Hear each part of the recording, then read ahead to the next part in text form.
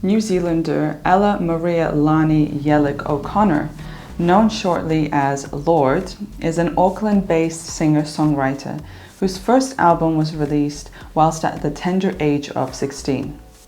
Her style, although pop-leaning, is a fresh and experimental approach that many of her contemporaries admire her for. From electro-pop and bedroom pop to hip-hop and indie, much of her discography is a hybrid of realization and introspection rather than a single genre.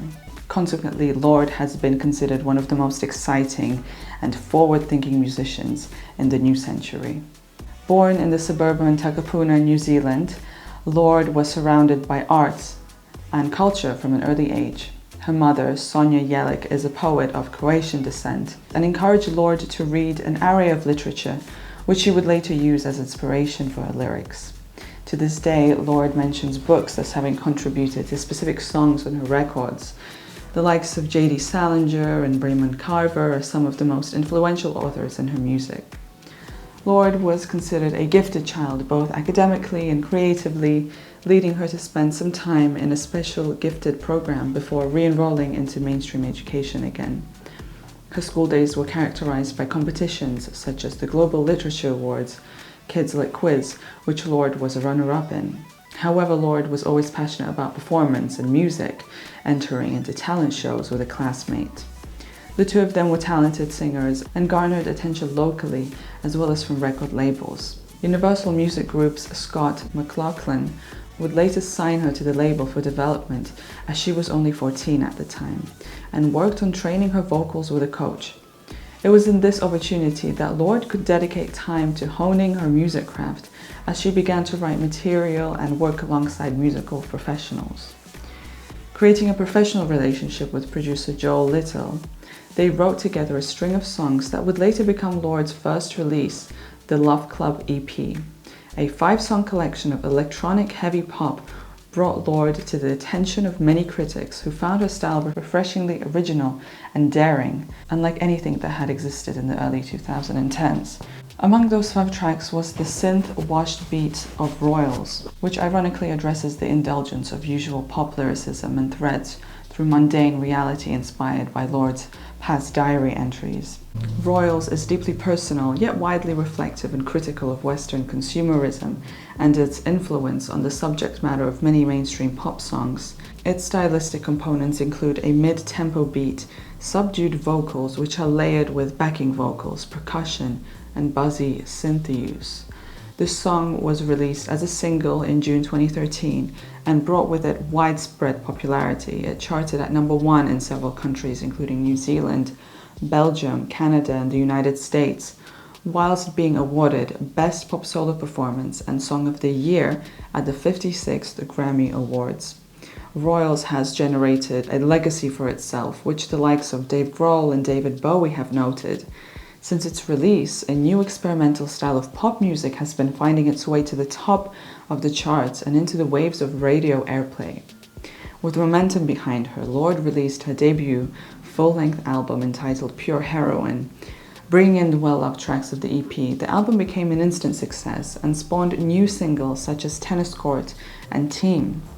Whilst both commercial and critical responses indicated a promising career ahead for Lorde, it was an artist's willingness to work with her immediately that differentiated her from the rest of her contemporaries. In late 2013, she was featured on the Hunger Games Catching Fire soundtrack with her eerie covers of Tears for Fears and Everybody Wants to Rule the World.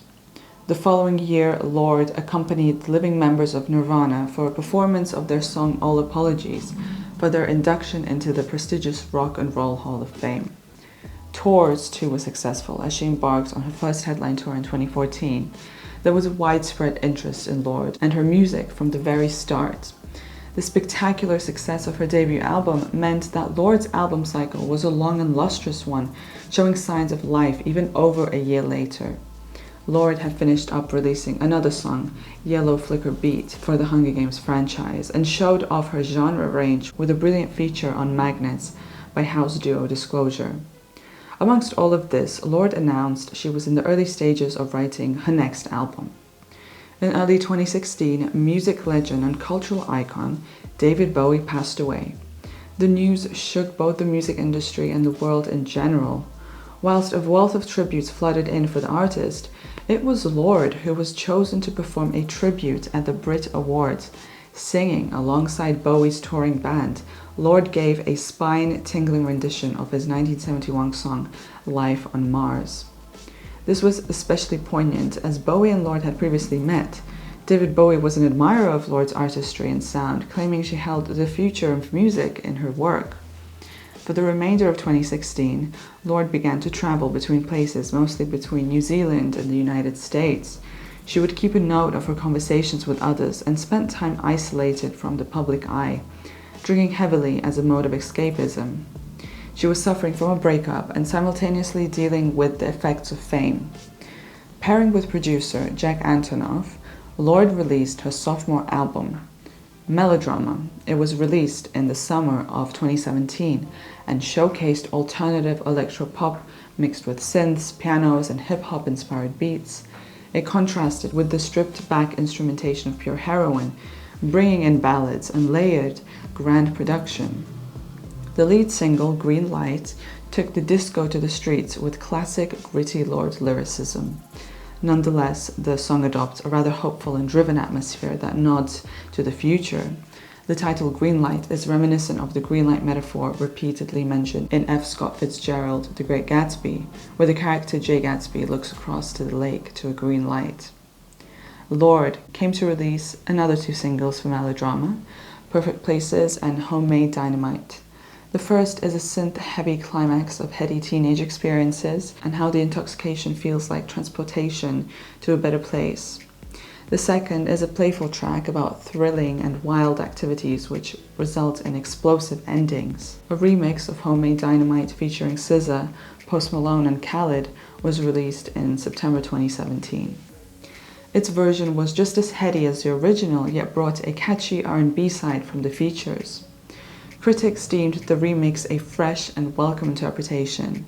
Melodrama topped the album charts in several countries, including Canada, Australia, and the United States, whilst also garnering several awards and accolades.